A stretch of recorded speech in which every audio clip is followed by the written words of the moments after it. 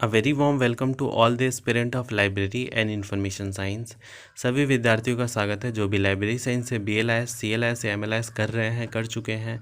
ये आप में से कई सारे ऐसे स्टूडेंट हैं जो कॉम्पिटिटिव एग्ज़ाम की तैयारी कर रहे हैं। तो स्टूडेंट, आप सभी का स्वागत है हमारे यूट्यूब चैनल मिक्की मिन में। आप अगर चैनल पर नए हैं तो चैनल को सब्सक्राइब कर लें, वीडियो को लाइक कर दें और अपने दोस्तों में ज़रूर शेयर करें ताकि सभी स्टूडेंट तक जो चैनल का जो लेटेस्ट जो वीडियो है उसका नोटिफिकेशन चला जाए और उनको भी हेल्प हो जाए हर एक हमारा वीडियो से। तो देखिए, क्योंकि आप लोगों का एग्ज़ाम है BLIS CLIS और MLIS स्टूडेंट का 3 अगस्त से, तो उसी से रिगार्डिंग ये हमारा जो लेक्चर है ये MLI स्टूडेंट के लिए है। तो MLI 102 का है, MLI 102। तो इसमें ब्लॉक 1 का है unit 5 information communication process media and diffusion. यकीन माने ये क्वेश्चन आपको एग्ज़ाम में ज़रूर देखने को मिलेगा। आपके जो 10 नंबर है वो पक्का होने वाले हैं। तो कुछ ऐसे टॉपिक है इम्पॉर्टेंट जो आप लोग तो कमेंट कर नहीं रहे हैं, तो हम अपने तरफ से ही लेके और आपका कवर करवा रहे हैं। तो कुछ जो इम्पोर्टेंट टॉपिक है उसको कवर करवा दे रहे हैं ताकि आपका जो है मतलब कवर हो जाए साथ साथ में। तो चलिए स्टार्ट करते हैं। देखिए, इसमें हमें क्या आपको आज पढ़ाएंगे, वो पढ़ाएंगे इन्फॉर्मेशन के बारे में, सर कम्युनिकेशन के बारे में, फिर टाइप ऑफ कम्युनिकेशन के बारे में, और फिर कम्युनिकेशन प्रोसेस कौन कौन से होते हैं। तो ये जो कुछ क्वेश्चन है जो आपको एग्ज़ाम में देखने को ही मिलता है। तो सबसे पहले कि ये सारी चीज़ें होती क्या हैं, तो इनके बारे में हम जान लेते हैं। तो चलिए इसके बारे में देखते हैं कि क्या होता है इन्फॉर्मेशन, कैसे इन चीज़ों को पढ़ना है। इन्फॉर्मेशन की अगर बात करें तो यहाँ पे इन्फॉर्मेशन जो होता है वो क्या होता है कि जो भी चीज़ आप अपनी डे टू डे लाइफ में यूज़ करते हैं, जैसे डेटा हो गया, इसके बारे में हालांकि अलग सा हमने बना रखा था। डेटा, इन्फॉर्मेशन, नॉलेज, ये सब क्या होते हैं। तो जैसे डेटा हो गया, वहाँ से जो जैसे कि अगर NCERT की बुक की बात करें तो एक तरह से वो इन्फॉर्मेशन है, क्योंकि वहाँ से आप बहुत सारी जो इन्फॉर्मेशन है वो लेके आप यूज़ करके अपने नॉलेज में लेके जाते हैं। तो इन्फॉर्मेशन इज़ समथिंग जो कि आपको गाइड करता है। इन्फॉर्मेशन इज़ समथिंग जो आपके लाइफ में एक तरह से मतलब बहुत इम्पॉर्टेंट रोल प्ले करता है। तो इन्फॉर्मेशन की बात करें तो वो यूज़र यूज़ करता है अपनी डे टू डे लाइफ में, अपनी डे टू डे एक्टिविटीज़ को सॉल्व करने के लिए, सोशल प्रॉब्लम्स को सॉल्व करने के लिए। जितने भी नॉर्म्स एंड जो रूल्स बने हैं ये सब इन्फॉर्मेशन के बदौलत ही बने हैं। तो इन्फॉर्मेशन की बात करें तो यहाँ पे बताया गया, जैसे ये वाला देखें 5.2.2 की बात करें, इन्फॉर्मेशन एज अ कमोडिटी और रिसोर्स। इन्फॉर्मेशन जो है एक तरह से कमोडिटी है, मतलब एक तरह से वो वस्तु है। तो उसकी बात की गई है यहाँ पे। देखिए, a commodity that can be produce, वो प्रोड्यूस किया जा सकता है, परचेज़ किया जा सकता है, रिप्लिकेट किया जा सकता है, डिस्ट्रीब्यूट किया जा सकता है, मैनिपुलेट किया जा सकता है, बहुत सारी चीज़ इसके साथ किया जा सकता है, सोल्ड भी किया जा सकता है, ट्रेड किया जा सकता है। तो कैसे आप इन्फॉर्मेशन को रिसोर्स कैसे मानते हैं। जैसे मान लीजिए आप एक टीचर हैं, तो आपके पास क्या है, इन्फॉर्मेशन है, आपके पास नॉलेज है, तो आप उसको बेच रहे हैं एज अ टीचर। आपको उसकी बदौलत आपको सैलरी मिल रही है। आप कुछ भी मतलब ऐसा एज अ मतलब कंक्रीट में नहीं दे रहे हैं उनको, कोई गोल्ड नहीं दे रहे हैं, कोई सोना नहीं दे रहे हैं, कोई चांदी नहीं दे रहे हैं, कोई मतलब कुछ ऐसा नहीं दे रहे हैं जो दिख रहा हो। ये क्या है, ये इनविजिबल है। आप अपना इन्फॉर्मेशन शेयर कर रहे हैं, आप नॉलेज शेयर कर रहे हैं। जैसे आपने बुक लिखा, आपने उसमें क्या डाला, इन्फॉर्मेशन डाला। अब वो उस इन्फॉर्मेशन के बदौलत आप कमा रहे हैं, आपको पैसे मिल रहे हैं, बुक से सेल हो रहा है। तो क्या है, इस तरीके से हम बोल सकते हैं कि इन्फॉर्मेशन जो है एक तरीके से कमोडिटी है, आप उसको बेच के आप पैसे कमा सकते हैं। तो ये बहुत ही मतलब सरल तरीके से एग्जाम्पल के तरीके से आप इसको समझ सकते हैं। बाकी इसको आप डिटेल में पढ़ लेना, यही सारी चीज़ें हैं। आपको मतलब सिंपली आपको एक ओवरव्यू दें ताकि आप जब पढ़ें तो आपको एक इंसाइट जाए कि हाँ ये तो ऐसे ही होता है। और यकीन माने जब आप एग्ज़ाम में बैठेंगे तो आपको कहानियाँ नहीं लिखनी है, आपको एग्ज़ाम्पल दे दे के वहाँ पे समझाना है, क्योंकि एग्ज़ाम्पल देंगे तो चीज़ें जो है वो बहुत अच्छे समझ में आ जाएंगी।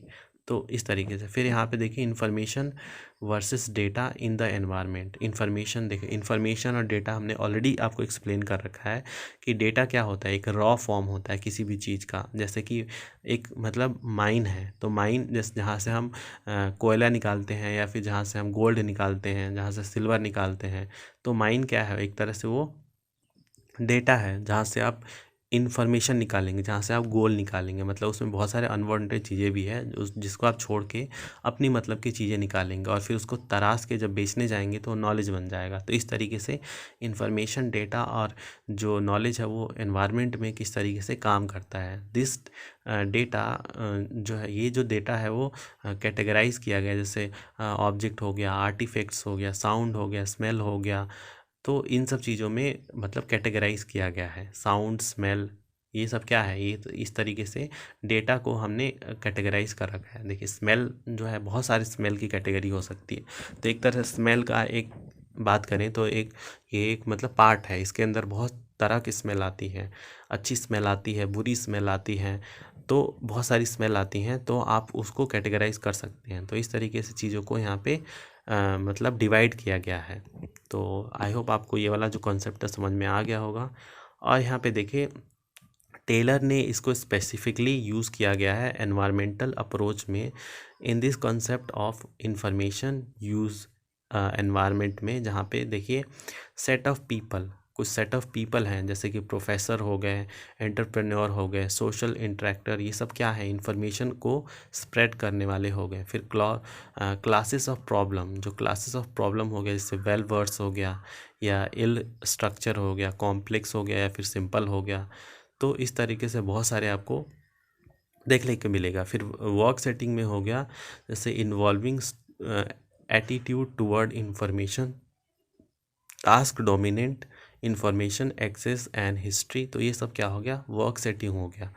तो इस तरीके से आप चीज़ों को मतलब देख सकते हैं। व्हाट यहाँ पे फिर उसके बाद आता है information as a representation of knowledge. Information के द्वारा ही आप चीज़ों को रिप्रेजेंट करते हैं, अपने नॉलेज को।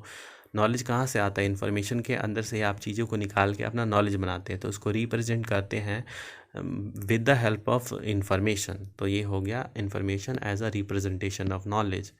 फिर information as a part of communication process, very important. Information जो है वो एक तरह से पार्ट है कम्युनिकेशन प्रोसेस का। जब भी कम्युनिकेशन होता है तो उसमें इंफॉर्मेशन का ही एक्सचेंज होता है। इवन मैं आपको यहाँ पे समझा रहा हूँ कोई भी चीज़, तो क्या है, वो एक तरह से मैं इन्फॉर्मेशन दे रहा हूँ, बट जब उस चीज़ को आप एनग्रोस कर लेंगे तो वो आपका क्या बन जाएगा, आपका नॉलेज बन जाएगा। और वो किस तरीके से कम्युनिकेट होगा, जैसे कि हमने इधर से बाय बाय वर्ड, बाय मतलब वोकल, मैं आपको यहाँ से समझा रहा हूँ, इन्फॉर्मेशन पास कर रहा हूँ, और उधर से आप उधर से कोई मतलब इन्फॉर्मेशन आप उधर से शेयर कर रहे हो। जैसे कि हमने आपको कोई होमवर्क दे दिया तो वो आपने कमेंट बॉक्स में दे दिया, तो वो भी तरह से इन्फॉर्मेशन हो गया। तो एक्सचेंज ऑफ इन्फॉर्मेशन जब हम कम्युनिकेट करते हैं दो या दो से अधिक लोगों से, तो वो वहाँ पे क्या होता है, इन्फॉर्मेशन का जो कम्युनिकेशन प्रोसेस होता है उसके अंदर इन्फॉर्मेशन का बहुत ही इंपॉर्टेंट रोल प्ले करता है। बहुत सारी चीज़ें आप इन्फॉर्मेशन को शेयर करते हैं। जैसे मान लीजिए आपने कुकिंग का कोई मतलब बारे में बताया, तो तरीके से इन्फॉर्मेशन ही है, कैसे मतलब चाय बनाना है या फिर कुछ भी बना रहे हो आप खाने में, तो वो सब इन्फॉर्मेशन ही दे रहे हो आप। तो ये हो गया। उसके बाद यहाँ पे कम्युनिकेशन कंसेप्ट एंड जेनेसिस। तो ये इसमें देखिए सबसे पहले तो यहाँ पे डेफिनेशन बताया गया है इन्फॉर्मेशन का। तो यहाँ पे काफ़ी सारे लोगों ने अपना अपना डेफिनेशन दिया हुआ है। तो यहाँ पे communication has been define in many ways, communication का यहाँ पे डेफिनेशन है। ऑक्सफोर्ड जो डिक्शनरी है उसने अपना अलग सा बताया हुआ है, वैसे ही यहाँ पे कोलंबिया एनसाइक्लोपीडिया डिफाइन कम्युनिकेशन, यहाँ पे इन्होंने बताया है the transfer of thought and message as constructed with the transport of good and person. यहाँ पे मतलब कम्युनिकेशन क्या है, एक तरह से ट्रांसफ़र ऑफ थॉट है, मैसेज है विद टू और मोर पीपल, दो या दो से अधिक लोगों के बीच में जो हम मैसेजेस जो ट्रांसफ़र करते हैं वही है एक तरह से कम्युनिकेशन का प्रोसेस। तो इसके बारे में ये बताया है इन्होंने। अब यहाँ पे देखिए चैनल ऑफ कम्युनिकेशन, दो तरह के चैनल होते हैं। Basically there are two ways of communication channel, the oral communication, written और डॉक्यूमेंट्री कम्युनिकेशन। अब ओरल कम्युनिकेशन की बात करें तो oral communication is a method of communication through speech, जहाँ पे हम बोलते हैं, स्पीच देते हैं, वो उस तरीके कम्युनिकेशन को ओरल कम्युनिकेशन बोला जाता है। अगर इसके एडवांटेजेस एंड डिसएडवांटेजेस की बात करें, चलिए तो लास्ट में बता देंगे, पहले रिटर्न भी एक्सप्लेन कर देते हैं। तो यहाँ पे देखिए कैरेक्टरिस्टिक की बात करें तो टच किया, यहाँ पे देखिए it is characterize characteristic of immediate and the person touch which might be difficult to capture in other form of communication। यहाँ पे देखिए, चलिए पहले आपको दोनों बता देते हैं, फिर इसके बारे में हम चीज़ें बताते हैं। तो रिटन कम्युनिकेशन में क्या होता है, आप चीज़ों को, मैसेज को एक फॉर्मल तरीके से आप रिटर्न करके भेजते हैं। जैसे मान लीजिए आपने किसी को लेटर लिख दिया, आपने बुक लिख दिया, ये सब क्या है, रिटन कम्युनिकेशन है। तो यहाँ पे देखिए, जो ओरल कम्युनिकेशन होता है इसका कोई लीगैलिटी नहीं होती, क्योंकि आपने रिकॉर्ड नहीं कर पाए, किसी ने बोल दिया, बस बोल दिया, आपने रिकॉर्ड तो किया नहीं है उसको। और जो रिटन कम्युनिकेशन होता है उसको लीगैलिटी उसमें होती है, क्योंकि वो लिखा हुआ है, आप उसको चैलेंज कर सकते हैं। जो ओरल कम्युनिकेशन होता है उसको स्टोर भी नहीं किया जा सकता, बट जो रिटन कम्युनिकेशन होता है उसको हम स्टोर करके रख सकते हैं, क्योंकि वो लिखा हुआ है, हम आगे लॉन्ग टाइम तक उसको हम स्टोर करके रख सकते हैं। हाँ, ये बात अलग है, डिजिटल जो मतलब आजकल आ गया है, तो हम जैसे ऑडियो भी स्टोर करके रख सकते हैं, तो ये अभी का है, बट ये बहुत पहले से यहाँ पे चीज़ों को एक्सप्लेन करते आ रहे हैं। तो ये था दोनों का मतलब चीज़ें। फिर यहाँ पे टाइप ऑफ कम्युनिकेशन, जिसमें यहाँ पे आपको देखने को मिलेगा non vocal and vocal communication. Non vocal communication की बात करें तो वो एक तरह से साइन, सिंबल और जो sign, single and symbols, signal and symbols हो गए, जिसमें जेस्चर एक्सेट्रा आ जाते हैं। जैसे कम्युनिकेशन प्रोसेस में जैसे बात करें, signal, sign and symbol are the three related component of non-vocal communication process. This type of communication can be defined in prehistorical period of our culture. ये इसका एग्जांपल आपको मैं नीचे में देता हूँ ताकि आपको अच्छे से क्लियर हो जाए। तो अगर सिग्नल की बात करें तो यहाँ पे contain meaning of in interesting nature, while a single signal is merely a device by which one is able to formulate existing meaning. यहाँ पे अदर वर्ड में बात करें तो सिग्नल की यहाँ पे देखें, एग्जाम्पल के तौर पे बात करें तो use of signal in rail transport system.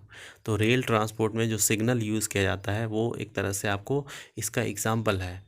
फिर यहाँ पे साइन की बात करें तो वो एग्जांपल किसकी है, जैसे ट्रैफिक लाइट में जो ब्लू ग्रीन जो साइन होते हैं, ब्लू जब आता है तो आपको चलना होता है, रेड होता है तो स्टॉप हो जाना होता है, येलो होता है तो मतलब आपको वहाँ पे रुकना है, तो ये होता है। तो ये एक तरह से सिग्नल का है। फिर सिंबल की बात करें तो जो भी हम सिंबल वगैरह जो यूज़ करते हैं तो वो एक तरह से वो भी एक कम्युनिकेशन का प्रोसेस है। तो ये सब किसके पार्ट हैं, ये पार्ट है हमारे नॉन वोकल का। अब वोकल की बात करें तो यहाँ पे वोकल कम्युनिकेशन रेफर्स टू यहाँ पे of any form of communication that use the human vocal cord. जो इंसान अपने वोकल कोड के द्वारा जो बोलता है, जिसमें आपको स्पीकिंग होता है, लैंग्वेज आ जाता है, तो वो सब क्या होता है, वोकल कम्युनिकेशन का पार्ट आ जाता है। तो आई होप इसको समझ में आ गया होगा आपको। फिर non verbal and verbal communication. Non verbal and verbal communication की बात करें तो यहाँ पे देखिए, non verbal communication include action such as gesture, vocalization, facial expression and other behavioural. जैसे कि आपने फेशियल एक्सप्रेशन से किसी को कुछ समझा दिया तो वो नॉन वर्बल हो गया, आपने अपने हाव भाव से कुछ समझा दिया तो वो नॉन वर्बल कम्युनिकेशन में आ जाता है। वहीं पे अगर हम वर्बल कम्युनिकेशन में बात करें तो उसमें आपको शब्दों का इस्तेमाल करना पड़ता है। तो जैसे यहाँ पे देखिए, non verbal communication is of 7 type. जो नॉन वर्बल कम्युनिकेशन होता है वो भी 7 टाइप का होता है। जैसे पैरा लिंग्विस्टिक हो गया, is a kind of complementary language which include meaningful variation of speech corresponding to pattern of loudness pitch. जैसे कि आपने अगर कोई किसी को मतलब थोड़ा लाउड लाउड होके बोला तो उसको समझ में आ जाता है कि हाँ आप मतलब गुस्से में हो, और किसी से सॉफ्ट होके बोला तो उसको समझ में आ जाता है कि हाँ आप मतलब गुस्से में नहीं हो आप। तो उसको सिर्फ आपके स्पीच से ही आपको पता लगा लेता है कि आप किस मतलब मूड में हो। फिर उसके बाद काइनेस्टिक की बात करें तो यहाँ पे फेशियल एक्सप्रेशन आ जाता है, आई मूवमेंट हो जाता है, जेस्चर हो जाता है। हैप्टिक्स की बात करें तो यहाँ पे आ जाता है touch to communicate, for example shaking hand हो गया, होल्डिंग हैंड हो गया, ये सब हो जाता है हैप्टिक्स में। फिर प्रॉक्सिमिस में आ जाता है यहाँ पे, जैसे कि यहाँ पे person is standing from the other and communicate different meaning, तो ये हो जाता है इसमें। फिर ड्रेस एंड अपीयरेंस से भी काफ़ी सारी चीज़ें कम्युनिकेट होती हैं। तो इस तरीके से आप चीज़ों को कर सकते हैं। फिर उसके बाद आता है यहाँ पे interpersonal, interpersonal, group and mass communication, very important. देखिए इन सारे टॉपिक को हम इसलिए बता रहे हैं क्योंकि इनमें से आपको ज़रूर देखने को मिलेगा आपको एग्ज़ाम में। तो इंट्रापर्सनल जो होता है वो कम्युनिकेशन होता है विद इन वन सेल्फ, मतलब आप खुद से ही कम्युनिकेट कर रहे हो, आपके सामने कोई फिजिकली प्रेजेंट नहीं है बट आप अपने आप से ही बात कर रहे हो, उसको बोलते हैं इंट्रा पर्सनल कम्युनिकेशन। और पर्सनल कम्युनिकेशन होता है जिसमें दो या दो से अधिक व्यक्तियों की ज़रूरत पड़ती है। It could be face to face, या फिर आप कहीं अलग बैठ के टेलीफोन पे बात कर रहे हो, वो भी एक तरह से इंटरपर्सनल कम्युनिकेशन होता है। फिर यहाँ पे ग्रुप और पब्लिक कम्युनिकेशन की बात करें तो ग्रुप कम्युनिकेशन में मतलब काफ़ी सारे लोग होते हैं और आप वहाँ पे बात कर रहे होते हैं। बट पब्लिक कम्युनिकेशन में क्या होता है, बहुत सारे लिसनर होते हैं और एक स्पीकर होता है जहाँ पे आपको बोलना होता है। पर ग्रुप कम्युनिकेशन में सारे ही स्पीकर होते हैं और सारे ही लिसनर होते हैं। तो ये होता है इनका डिफरेंस। तो आई होप आपको ये वाला पूरा प्रोसेस समझ में आया होगा। फिर कम्युनिकेशन प्रोसेस की बात करें तो कुछ नहीं है, इसमें बस प्रोसेस बताया गया है कि किस तरीके से कम्युनिकेशन प्रोसेस चलता है, कम्युनिकेशन साइकिल क्या है, एलिमेंट ऑफ इसमें कैसे होता है। देखिए एलिमेंट तो एक तरह से बहुत इंपॉर्टेंट है, एलिमेंट ऑफ कम्युनिकेशन प्रोसेस, जिसमें इंफॉर्मेशन एक सोर्स होता है, तो वहाँ से आप इन्फॉर्मेशन लेते हैं, फिर उसको एनकोड करते हैं, फिर मैसेज में आप उसको कन्वर्ट करके कम्युनिकेशन चैनल के थ्रू आप उसको कन्वे करते हैं। बीच में आपको नॉइस भी देखने को मिलेगा क्योंकि आपको डिस्टर्बेंस भी आती है। फिर उसके बाद डिकोडिंग होता है और रिसीवर वहाँ पे रिसीव करता है। तो ये पूरा है एलिमेंट ऑफ कम्युनिकेशन। तो आई होप आपको ये सारी चीज़ें जो है समझ में आ रही होंगी। यहाँ पे कम्युनिकेशन मीडियम की बात करें तो बहुत सारे इसके भी मीडियम होते हैं, एन नंबर ऑफ़ मीडियम। जैसे कि आप कोई भी मैसेज आपको भेजना है तो आजकल अगर बात करें तो कई सारे मतलब वेज़ है जिसके थ्रू आप कम्युनिकेट कर सकते हैं अपने मैसेजेस को। जैसे प्रिंट मीडिया हो गया, मतलब न्यूज़पेपर में आपने वो लिख दिया तो वो चला गया। फिर इलेक्ट्रॉनिक मीडिया हो गया जिसमें बहुत सारी चीज़ें आ जाती हैं, जैसे टेलीफोन हो गया, यहाँ पे टेलीग्राम हो गया, टेलीफोन हो गया, ब्रॉडकास्टिंग मीडिया हो गया, या फिर इलेक्ट्रॉनिक मेल हो गया, या फिर वीडियो टेक्स्ट हो गया, ऑडियो टेक्स्ट हो गया, या वीडियो टेक्स्ट में आ गया। तो ये सारी चीज़ें क्या है उसके हैं। फिर मॉडल ऑफ़ कम्युनिकेशन की बात करें तो कई सारे लोगों ने अपने अपने कुछ मॉडल्स दिए थे। जैसे यहाँ पे शैनन एंड वेवर्स के मॉडल दिए हैं यहाँ पे इन्होंने कम्युनिकेशन के। तो इसको एक बार आप पढ़ लेना। जैसे ये वही है कि एक इन्फॉर्मेशन सोर्स है जो कि वहाँ से आप इन्फॉर्मेशन लेके ट्रांसमिट करते हैं एक सिग्नल के थ्रू, जो कि एक चैनल के थ्रू वो पास होता है रिसीवर के पास। बीच में आपको कई सारे नॉइज़ एंड और सारी चीज़ें देखने को मिलती हैं, तो वो फिर रिसीवर के पास जाता है। रिसीवर क्या करता है, उसको डिकोड करता है डेस्टिनेशन पे जाने के बाद।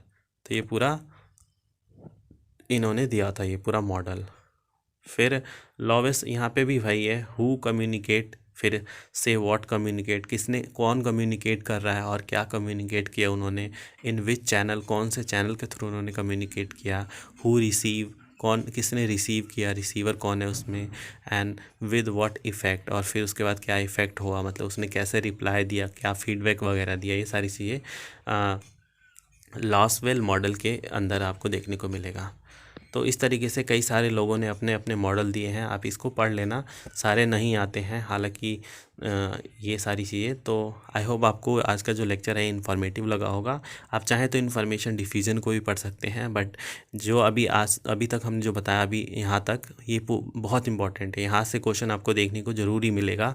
तो इसलिए हमने सोचा कि जो जो इम्पोर्टेंट टॉपिक है वो एटलीस्ट आपका कवर करा दें, ताकि आपके कुछ जो इम्पोर्टेंट है उसमें से कुछ 10-15 नंबर जो है आपको फिक्स करा दें। बाकी आप अपने लेवल पे कर ही रहे होंगे, तभी तो आप कमेंट नहीं कर रहे हैं। तो इसलिए हालांकि हम अभी भी बोलेंगे, आपको कोई भी दिक्कत आ रही हो तो प्लीज़ करके कमेंट ज़रूर करें। तो मिलते हैं आप सभी से नेक्स्ट टॉपिक के साथ नेक्स्ट वीडियो में। तब तक के लिए धन्यवाद।